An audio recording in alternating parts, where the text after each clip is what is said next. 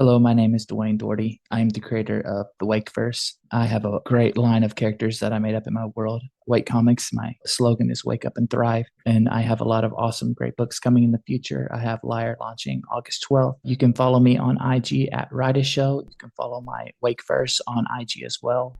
Follow Wake Comics on Facebook. And I have a YouTube channel at Write a Show. I just appreciate everybody listening and having me on the show. And you're watching and listening to Two Geeks Talking. Good morning, afternoon, evening, everyone. Two Geeks Talking is an entertainment industry interview show where we interview the creative people from the comic, film, TV, movie, and video game industries. And of course, I'm your host, Kurt Sasso. We're joined today by a comic writer and an overall amazing person. He's created many comics in the past. First time on the show. Always love to have a first timer here when it comes to Two Geeks Talking. We're joined by the creator of Liar and Shapemaster, which we'll be talking about here today. DeWayne Dority, how are you doing today? Doing good, man. Thank you for having me on. I appreciate it. It's good having you on here.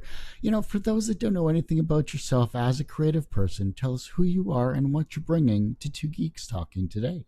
My name is DeWayne Dority. I am the creator of the Wakeverse. I've had two books published already on Kickstarter: Crescent Blue, Conquer Darkness, and Blood Sable. I have my Shapemaster story, my first kids book on Kickstarter right now. And in a few months' time, around August, I plan to launch my first 50-page horror comic, Liar. So I'm excited for that. So that's what I have going on right now. Well, that's awesome. It's a pretty big jump when you go from horror to children's books. Like, how did that come into play? Well, I had Liar pretty much done for years now. I had that book already done, and I'm so proud of it. But Shapemaster, I decided to do it in 2019. You know, when COVID happened, everybody was inside, so I decided to sit down and just create a kid's book for my son. He has autism, so I just wanted to, he's my biggest inspiration. He's the reason why I got back into art. And so when I created Shapemaster, I just wanted to create a book for him for, his autistic abilities and stuff that he has. I just wanted to make an awesome little kid's book that he could enjoy and look at. The colors and all the characters are based off things he has enjoyed throughout his life. So doing that and comics has been a little different because trying to be like Dr. Seuss and rhyming is kind of hard. Rhyming is a really hard thing to do when you do something for kids.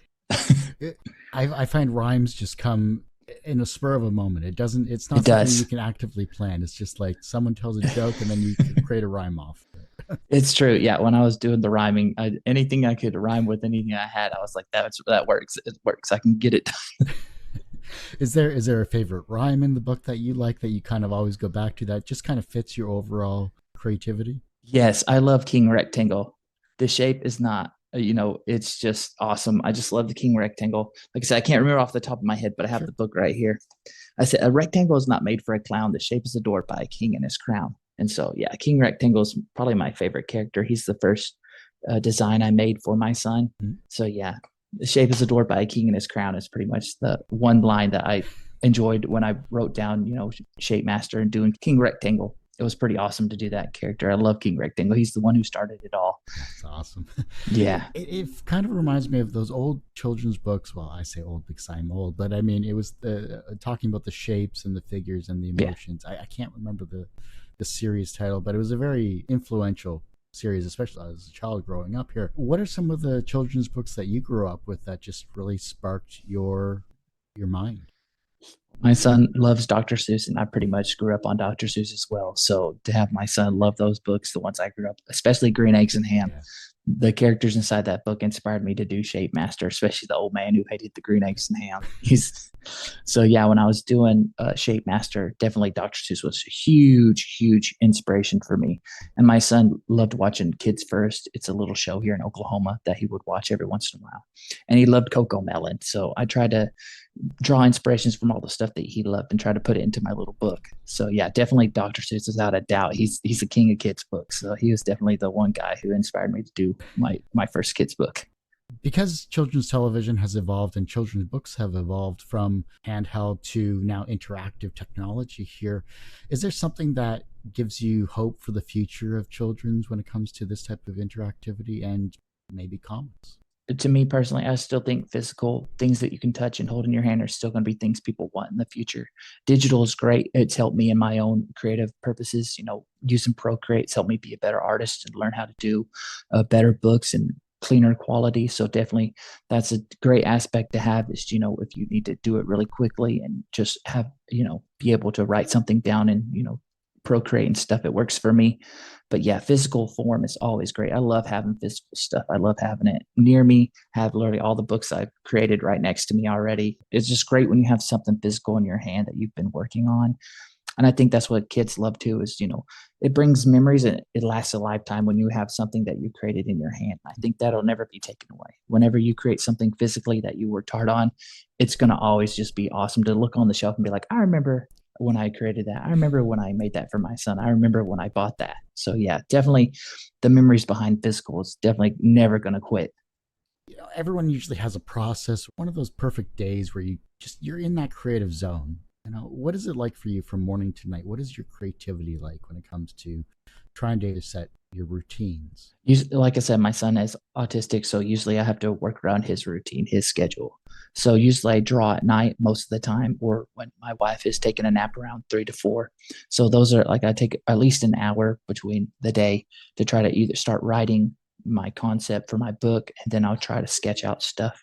I usually love to write first and then do drawings next, because when I am able to write it down, it just gives me a clearer focus on what I want to create. So that's pretty much what I do at night when everyone's in bed and laying down. I'll sit and start drawing and I'll start inking stuff and just get everything ready to go. So that's really why I'm able to complete projects pretty quickly, because usually at night I stay up for about an hour or two. I stay up late at night and I draw stuff and just put pages together. So that's what I usually do. That's my process. I'll usually write it out first. And if something I really want to draw it that day after I'm done writing it down, I get straight into it. I don't wait on it. If it takes me all night until it's like midnight, I'll draw it. And then I'll be like, okay, I did one page. I'm going to bed. Yeah. So that's my process. I usually write, draw, and then pretty much finish it up. That's pretty much what I do. I'll go over it. If I don't like things that I wrote or I drew, I'll redraw it and I'll rewrite it. So that's pretty much my process through and through. So do you have a weird or unexpected source of inspiration for your stories that's just really sparked your creativity besides Shapemaster, like with your other works? Oh, Pappy Land, like when you were talking about old school stuff, like Pappy Land on OETA was a show. This old man would draw little kid doodles and with a Sharpie. He was the one old man that inspired me to draw. So whenever I was doing Shapemaster, I was like, I want to try to make something goofy like that old man did. So with Shapemaster, I tried to create characters that were unique that people, haven't seen before. So definitely, stuff like that helped me in my creative process. Like I grew up on VHS tapes. I would watch stuff that my dad recorded for me. So Cartoon Network was another inspiration for me. I loved watching. My wife loves Tom and Jerry, so definitely wanted to try to put a little bit of inspiration in there too from that series. So yeah, definitely old school cartoons and just old school shows that were on here in Oklahoma and Arkansas I'd watch. So yeah, definitely Pappy Land. Love that old man. He's still around. I found him on Instagram because I was trying to see if he was still around. He still is, which is cool. And so he's definitely the big inspiration for me, the extra little chink that I needed to do Shapemaster. So when are you going to collab with him? I don't know. We'll see. I might send him a message and show him my stuff and see what he thinks about it. That'd be pretty cool to actually get like my old childhood hero to look at my books and see how I fare against all his stuff that he's done over his career. Well, give him Shapemaster first. I think that would be a good, good in there. Yeah, because it was so cool. Pappy Land, like it was kind of like Sesame Street. Like the clocks would talk, the phones, the trees, and the things around him would talk. And he would just sit at a desk with his overalls on, his red strapped overalls, and his little cowboy hat with his white beard and hair. And he would just draw and doodle and show kids how to draw and make stuff just with a Sharpie. He wouldn't use a pencil. He'd be like, you draw eye here, and then you draw another circle here, and then you draw the head, a long neck. So it's like, that's pretty much like when I draw, I'm like, okay, so I draw the eye here, I draw the eye here, I'll do the loop, I'll do little crosses for the neck and chin. So yeah, he's definitely inspired me a lot. Love that. It's great. So have you ever had to overcome creative blocks, whether it's writing or illustrating? Yeah, definitely illustrating, because my Liar book, the first book I did of Liar, it didn't fund on Kickstarter. It really upset me, because that was like my first jump into making my, Wake First happen. I wanted to start off with a horror book and it almost funded. It was like $35 away and it crushed me. as an artist. And then the second time around, I tried to collab with Liar in another book, and that book didn't come out. So I was almost done a few years ago. I was about to put the pencil down and say, no, I'm done. I'm done doing it. I already jumped in twice. It didn't fare out. And then I decided to do my Crescent Blue Conquer Darkness book. He's my name brand character for my Wakeverse. He's a bubble manipulating master. And when I was sitting there doing all the pages by myself and it funded, I was just like, that's what I needed. I just needed that little boost of people to just enjoy one of my books, because that's what I enjoy, is creating and let other people see what I create. So definitely that little hurdle when Liar didn't fund definitely almost crushed my hopes and aspirations for what I had for the future. So whenever Crescent Blue funded, and then I came right back around and did Blood Sable, that 40-page book. Shout out to John Coates, who did the inks for it. Appreciate him very much. I always shout him out for that, because he came in, when I was, thinking about doing Blood Sable, because I had Blood Sable sitting for years. I already had the story written and stuff. And when it funded, I was just so proud. I was like, okay, I got a little bit got a couple footsteps in the door. I can do this. I can keep doing this. I just got to keep believing. And so those two books, definitely those two characters definitely helped me say, you know what, just don't give up on what you are creating, because you got something here. You got something. If people are willing to back your stuff, that you got something here. So just keep going. So yeah, that little step in the road that happened, I'm kind of glad Liar didn't fund the first couple of times. The first time it didn't fund, and the second time the collab didn't happen. So I was able to sit down and do that 50-page book all by myself, just be able to just draw how I wanted, just put all my heart and soul into Liar. And so it's going to come out August 12th. I'm so proud of it. I'm going to launch it on my father's birthday. That's a significance of why it's launching. But yeah, this that little hurdle of Liar not funding was just the thing I needed to just spark everything I wanted to do in the future. So shout out to that book. I have the original art for it as well. So I always look at it when I'm getting down and out. I'm like, you got this. You got this. I love it. Your positivity is really infectious. I love the fact that you went after something you wanted to create. You got it done. You're going to have another Kickstarter coming out here. That's wonderful. At what point do you look at the comic book scene and you say, you know what, I really want to write character X or character Y? What is a comic book that you wish you had written, and why? I love DC's Wildcat. Love that character to pieces. The guy who literally trained Batman. He's literally a boxer who's just a human who can take out anybody that he wants to, but he also has a flaw, like he's getting old. And that's a great character I'd love to write. Just like, I think that character in DC is underutilized. Like, the Wildcat is a great character. Like, put him in there. He's a brawler. He's like Daredevil. Just give that man some more books where he can fight off, some of Batman's arch nemesis, like, because they're pretty much in the same town. Just let him have at it. Yeah, but DC's Wildcats, like, he was one of the inspirations when I drew Blood Sable. DC Wildcat, and I think it's Wildcat's Wildstorm. There's a character in there, I forgot, Backlash.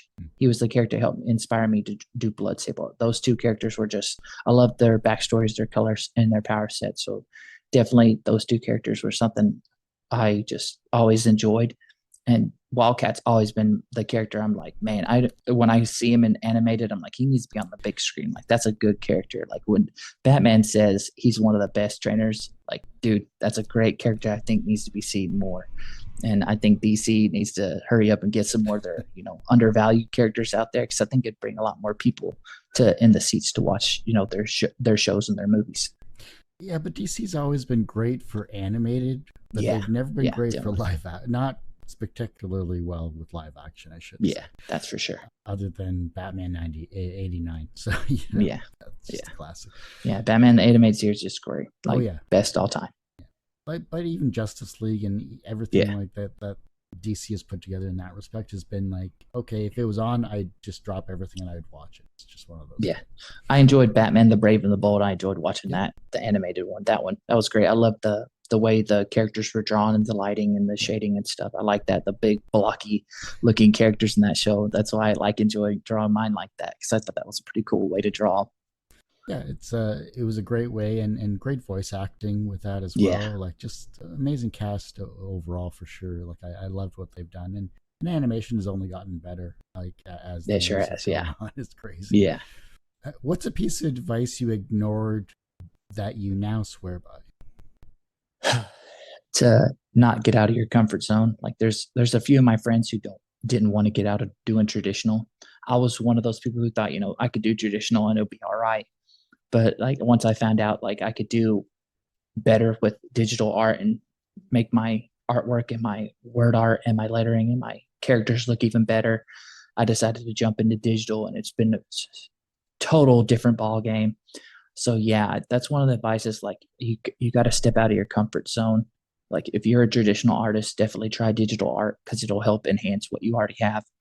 So that's one of the things I started doing when I first got Procreate on my tablet. I would take my traditional artworks in there and color them, and I'd be like, okay, that's a lot better than if I was to sit here with my pencils and do it. That's a lot better. So yeah, that's definitely one of the things is like if some people just they enjoy doing traditional, but I think sometimes you need to just do digital and just try other avenues to see if that'll help you out even more. And that's where I started. I was one of those guys who's like, I'm not gonna do digital, I'm gonna stay traditional. And then I did digital. And I was like, okay, I think I'm a little more better at this side of the aisle, so I'm gonna stay here for a little while. Criticism is always either in the forefront when it comes to online comments or whatever, or when it comes to your creativity or something you post, or maybe it's an one-on-one interaction. How do you handle criticism, especially from, say, readers? I've had a lot of good people when Blood Sable was funded. They've done reviews of my book, and I know what I need to do better at, and I enjoy that type of criticism because I want to be the best artist I can be. And one of them is my lettering. I definitely need to work on that. It's something I pride myself on being better each and every day. And I think with my Red Cloud Force story that's going to come out next year, it's already looking better than my previous work. So I plan to get better each and every year. That's my goal, is to make the next book just a little bit better and a little bit better and a little bit better.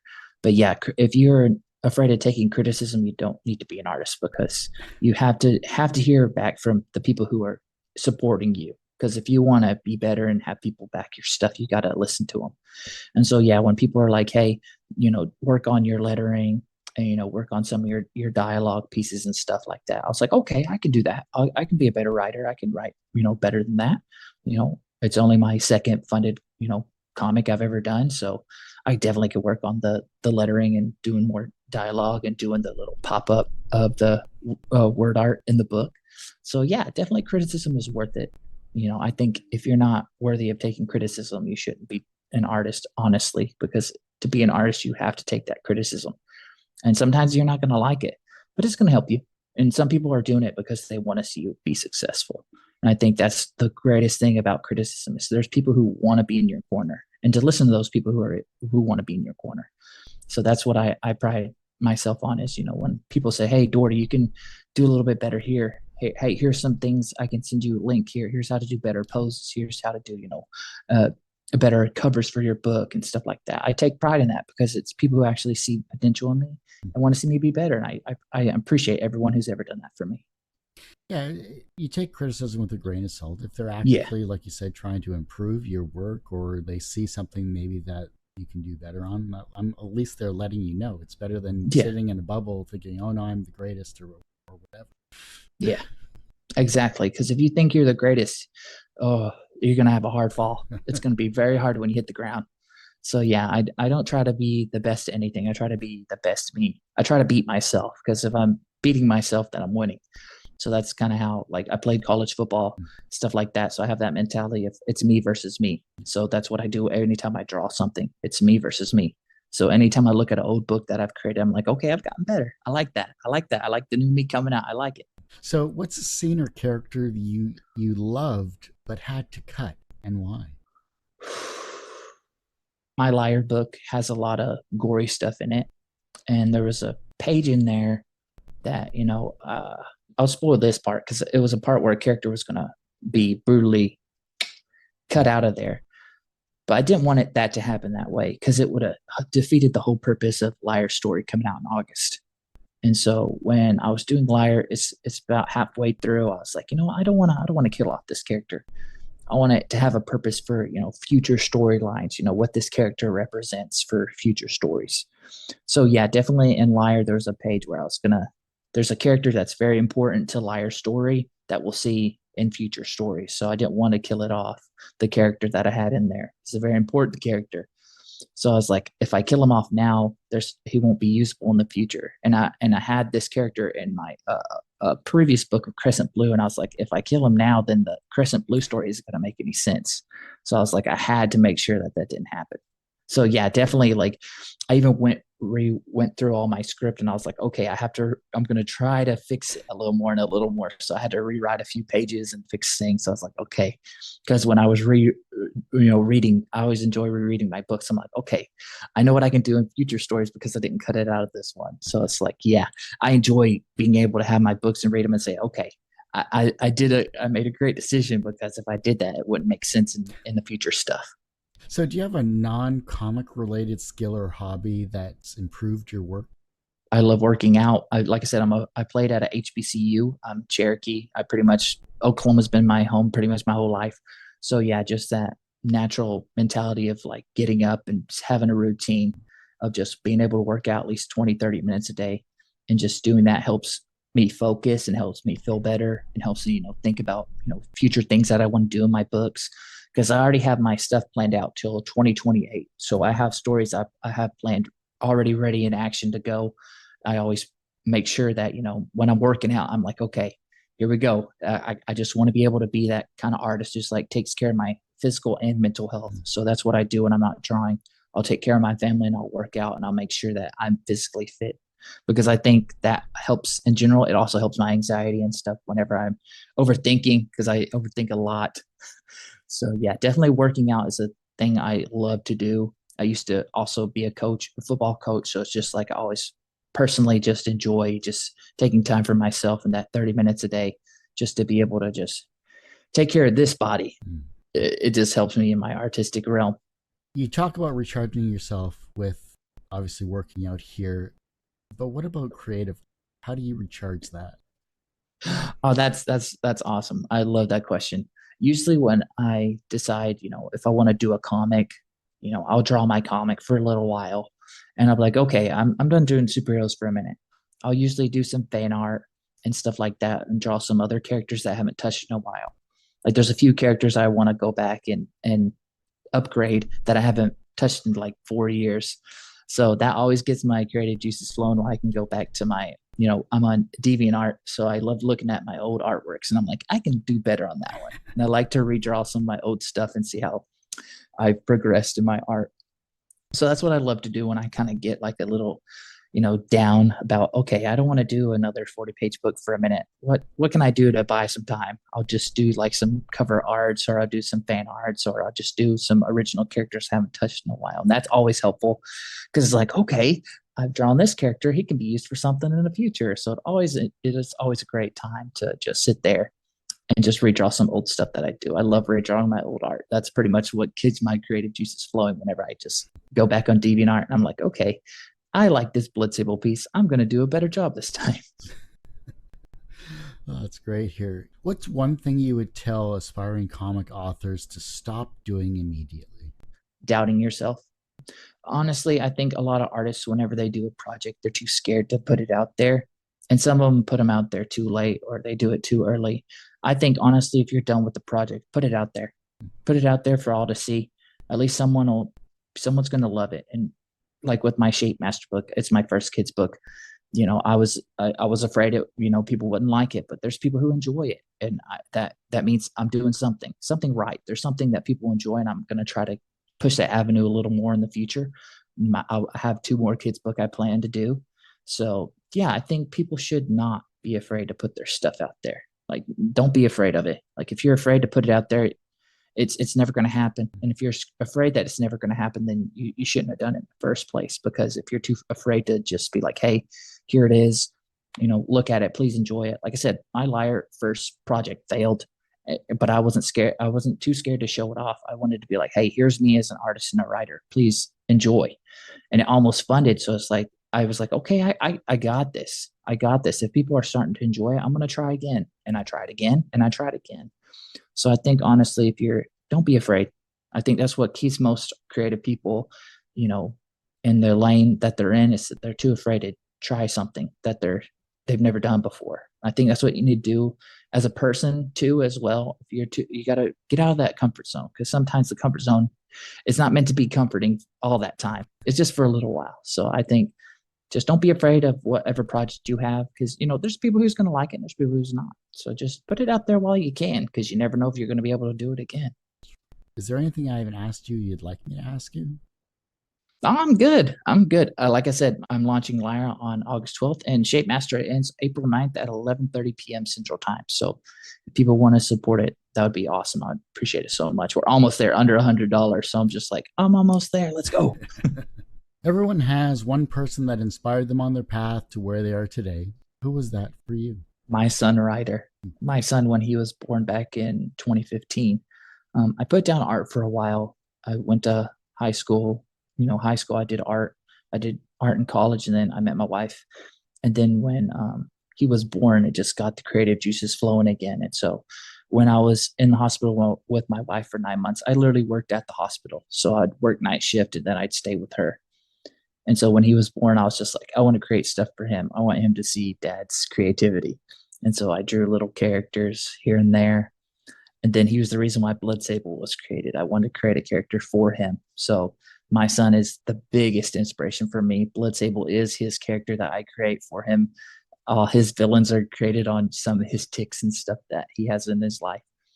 And so, yeah, my son is the biggest person who inspired me. Like, if it wasn't for my son, I don't think I'd be where I am right now with all these kids' books and all this other future stuff I have going on.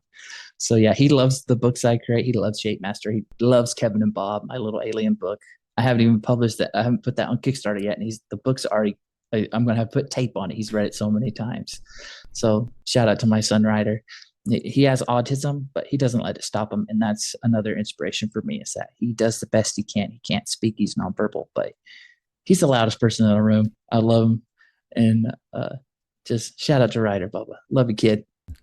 From a professional standpoint, you've created your world of comics. You've also created Shapemaster, Lyra, and many more, I'm sure, in the future. So from a professional standpoint, you are successful. Do you consider yourself personally successful? Yes, because I've already, the books that I created already are in people's hands. They have them for forever now. Yeah, that's to me is the biggest success, is when people buy your books, the things you worked hard on. It doesn't matter to me if I'm super filthy rich or my characters are on the screen. I just enjoy that people back my books and they have them for the rest of their life, and that the people are reviewing them and that they have them for the rest of their lives. So yeah, definitely just feel like I've did it. I've set out what I have accomplished to do, the little things, and the little things are becoming big things. The reverse of success is failure. How do you deal with your failures? Just keep going. Like I said, with Lyre failing, I almost decided to quit, but then I took that failure and made it into something even better. Like I said, I have all my books sitting here that I've pretty much finished. So yeah, that's pretty much it. Like, that was the biggest failure I had, was Lyre, my first Lyre book not funding, and it almost crushed me. And I'm proud that I didn't let it. And so, I am where I am now because I just kept trucking through. The younger generation is looking at your work and they're becoming inspired to be creative. And the fact that you're doing this for your younger generation with your son is amazing to see. And hopefully he becomes a creative person in the future, or whatever he would like to become. I hope so. How can they inspire the generation that follows them? I think, honestly, like I said, when I'm old, I don't know what the younger generation's going to do, but I think what has been planted now is going to help them in the future. Like, the comics and stuff that are being made now are definitely going to inspire the younger kids, because eventually they're going to come back and say, hey, Dad, what did you enjoy growing up? Or, they'll have that question spear up in their minds. And I think the younger generation, they'll look back and they're going to be inspired by all the things that have passed. And I think some of my books as well, I've had some people tell me that my art and stuff has inspired them to create what they, love and enjoy. So that's been pretty cool to have people reach out to me and say that. But I think the younger generation, they're going to be all right. They got plenty of things to be inspired by from the 90s on. So they're definitely going to find something that they're going to enjoy, because, there's going to be books. People are going to continue to write, continue to color, continue to create. So there's going to be so many avenues that possibly more with, AI and stuff. So there's going to be a lot more avenues for the younger generation because they have their cell phones, laptops, everything's becoming digital. You can find things pretty easy. So it's going to be pretty easy and simple for those kids. I think honestly, just they need to try to find that tiny bit of uniqueness, just a little bit, because everybody's trying to be unique in their own way. And I think that's what's going to separate a lot of people in the future is that one little tiny bit of uniqueness. And I think there's going to be plenty of kids who are going to find it. If your life was a comic book, what would its title be? And what would its soundtrack be? Oh, this is easy. A Bittersweet Symphony. Okay. Yeah. By The Verve. Yeah. That's my favorite song of all time. It's literally my life. That song is my life. My wife's singing it right now in the background. Yeah. A Bittersweet Symphony is just like I said, I grew up, my father, I'll say it now. He was an alcoholic, wasn't a great father, abusive father. My mother walked out on me when I was a kid. Pretty much statistics show that, kids without both their parents don't live a good life. They mostly end up in prison, in jail, or doing drugs and stuff. I wasn't that person. I went through life doing the best I could. That's who I was. I made sure I was a great student in and out of the classroom. I was a great athlete in and off the field, and it helped me propel myself to be able to be the first person in my family to go to college to play football, and to be the first person in my family to go play at a historically Black college, which was pretty cool. So, and the people that surrounded me there, and my great coach Richard Wilson, great man, just a man who believed in me. Because, that day I showed up at training camp, there was 200 players, and coach said, most of y'all aren't going to make it on this team. And so I had to go through that adversity as well. So my whole life has been a bittersweet symphony. Like, I've had a lot of downs, but there's been downs, and there's been ups. And then I met my wife and had my son, and it's been hard, being an autistic parent. It's very hard. You have to be routine oriented. You have to just, things are going to happen that you don't expect with a kid with autism. So you got to be patient, but you know what? It's been worth the ride. It's helped me be a better father, a better husband, a better person. So, I have flaws, some days are better than others, but my life has been bittersweet. And I think that's literally, if people were to write a book about me, that's what it would be. They'd be like, oh man, he's went through a lot, but he's also done a lot. He's been through a lot, but he's kept the course. And that's pretty much been my life. There's been a lot of things that should have kept me down that I should already, I shouldn't have the great life that I have now and be able to do the things that I have. So, there's a higher power up there watching over me. I truly believe in that. And, that's pretty much it for me. Like, a bittersweet symphony is what my life would be written as. And, when I go to my grave, I just want people to know that I put my heart and soul to everything that I did my whole life.